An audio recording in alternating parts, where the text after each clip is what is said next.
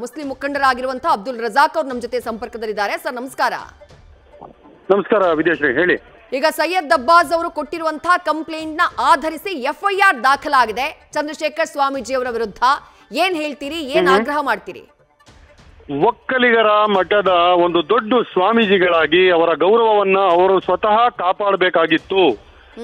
ಏನಾದ್ರೂ ಮಾತಾಡ್ಲಿ, ಒಂದು ಸ್ವಾಮಿ ಅಂದ ಮೇಲೆ ಒಂದು ಸಮಾಜವನ್ನ ಒಗ್ಗೂಡಿಸಕ್ಕೆ ಜೋಡಿಸಕ್ಕೆ ಮಾತಾಡ್ಬೇಕು ವಿನಃ ಮುಸಲ್ಮಾನರ ಬಗ್ಗೆ ಇಷ್ಟು ಕೇವಲವಾಗಿ ಮಾತಾಡಿದಾರಲ್ಲ.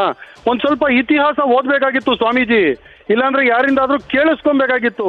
ಈ ದೇಶಕ್ಕೆ ಸ್ವಾತಂತ್ರ್ಯ ಸಿಕ್ತಲ್ಲಪ್ಪ, ಇದ್ರಲ್ಲಿ ಬರೀ ಜನಸಂಘನವರು RSSನವರು ಇವ್ರೇನಾದ್ರು ಇದ್ ಮಾಡಿದ್ರ? ಇವರು ಮರ್ಸಿ ಪೆಟಿಷನ್ ಬರೆದು ಬಿಟ್ಟು ಯಾರ್ಯಾರು ಸ್ವಾತಂತ್ರ್ಯಕ್ಕೆ ಹೋರಾಟ ಮಾಡ್ತಾರೋ ಅವರನ್ನ ಹಿಡಿದು ಬ್ರಿಟಿಷರ ಕೈಗೆ ಕೊಡ್ತೀವಿ ಅಂತ ಹೇಳ್ಬಿಟ್ಟು ಪ್ರಮಾಣ ಮಾಡಿ ಬಂದವರು. ಅಲ್ಲಿ ಭಗತ್ ಸಿಂಗ್ ಅವ್ರಿಗೆ ಗಲ್ಲು ಶಿಕ್ಷೆಯಾಗಿ ಅವರು ಹುತಾತ್ಮರಾದಾಗ ಅವರ ಕ್ಲೋಸೆಸ್ಟ್ ಫ್ರೆಂಡ್ ಅಂದ್ರೆ ಅಶ್ಫಾಕುಲ್ಲಾ ಖಾನ್ ಇದ್ರು. ಯಾವತ್ತೂ ನೀವು ಇತಿಹಾಸ ಎತ್ ನೋಡಿ, ಛತ್ರಪತಿ ಶಿವಾಜಿ ಇದ್ರು ಅಂದ್ರೆ ಅವ್ರಿಗೆ ಕಾನ್ಫಿಡೆಂಟೇ ಯಾರು ಅಂತ ಹೇಳಿದ್ರೆ ಅಫ್ಜಲ್ ಸಿಂಗ್ ಅಂತ ಹೇಳಿದ್ರು. ಈ ಸ್ವಾಮೀಜಿ ಮಾತಾಡಿರೋ ಮಾತು ಬೇರೆಯವರು ಸ್ವಾಮೀಜಿ ಅಂತ ಗೌರವ ಕೊಡ್ಬೇಕಾಗುತ್ತೆ ವಿನಾ ಒಬ್ಬ ನೀಚ ರಾಜಕಾರಣಿ ಮಾತಾಡುವ ಈ ಮಾತನ್ನ ಅವರು ಮಾತಾಡಬಾರ್ದಾಗಿತ್ತು ಅಂತ ಹೇಳ್ತೀನಿ. ಏನ್ ಕಾರಣಕ್ಕೆ ಮಾತಾಡ್ತಾರೆ ಇವರು? ಈಗ ಘಟನೆಗೆ ಸಂಬಂಧಪಟ್ಟ ಹಾಗೆ ಬಾಯಿ ತಪ್ಪಿ ನಾನು ಆ ಮಾತನಾಡ್ಬಿಟ್ಟೆ, ಮುಸ್ಲಿಂ ಸಹೋದರರಿಗೆ ನೋವಾಗಿದ್ರೆ ನಾನು ಹೃತ್ಪೂರ್ವಕವಾಗಿ ವಿಷಾದವನ್ನ ವ್ಯಕ್ತಪಡಿಸ್ತೀನಿ ಅಂತಾನು ಹೇಳಿದ್ದಾರೆ ಚಂದ್ರಶೇಖರ್ ಸ್ವಾಮೀಜಿ. ಅದನ್ನ ನೀವು ಪರಿಗಣನೆಗೆ ತಗೊಳ್ಳಲ್ವಾ ಅಂತ ಹೇಳಿ.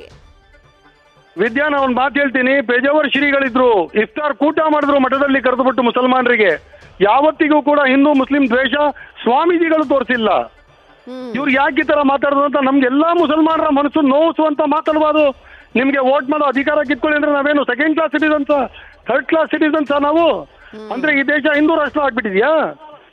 ಯಾವ ತರ ಮಾತಾಡ್ತಾರೆ ಇವರು? ಒಂದ್ ಸ್ವಲ್ಪ ನೋಡಿ, ಒಂದು ಗೌರವಾನ್ವಿತ ಸ್ಥಾನದಲ್ಲಿ ಕೂತಿರುವ ಸ್ವಾಮೀಜಿಗಳು, ನಾವು ಅವ್ರ ವಿರುದ್ಧ ಏನೂ ಮಾತಾಡಕ್ಕಾಗಲ್ಲ, ಬಾಯಿ ಬಿಚ್ಚಿ ನಾವೇನು ಹೇಳಕ್ಕೂ ಆಗಲ್ಲ. ಬಸ್ ಇಷ್ಟೊಂದು ಮಾತು ಹೇಳಕ್ ಇಷ್ಟಪಡ್ತೀನಿ. ಒಬ್ಬ ನೀಚ ರಾಜಕಾರಣಿ ಮಾತಾಡಿರೋ ತರ ಮಾತಾಡ್ತಾರೆ. ಈಗ ಯತ್ನಾಳ್ ಮಾತಾಡ್ತಾರೆ, CT ರವಿ ಮಾತಾಡ್ತಾರೆ, ಅದೆಲ್ಲ ಒಂದು ರಾಜಕಾರಣಕ್ಕೋಸ್ಕರ ಅದು.